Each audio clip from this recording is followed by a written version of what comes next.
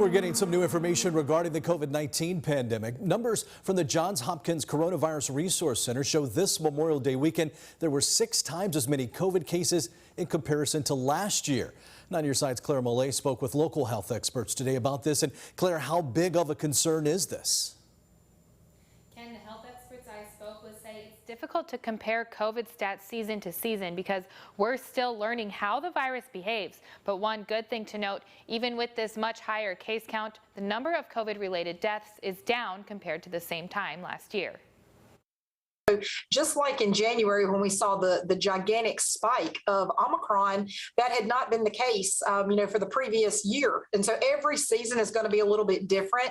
We expect this to be much like the flu, where we will have differing seasons of severity. Director of the Onslow County Health Department, Chrissy Richmond Hoover, says although we are still learning what kinds of patterns the virus will show over time, one thing we do know: the best way to protect yourself and to protect your family is to be vaccinated. So a lot of those same messages that we would use for flu, we continue to push for COVID. And Chief Medical Officer at Carolina East Medical Center, Dr. Ron May, says the same thing, that it's too soon to tell what statistics season to season mean, and there are a multitude of factors that could be affecting when spikes occur.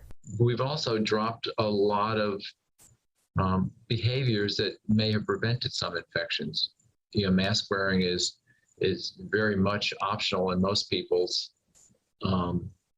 mind right now. And as far as the lower death rates, both May and Hoover say there could be a few different reasons, including vaccines. I think that may have something to do with the immunity and the vaccines and the natural disease that people have acquired over the last year.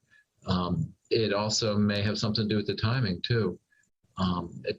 You don't see the deaths go up at the beginning of surges. As we have more people that are covered by the vaccine, we will expect to see, hopefully, less severe illnesses.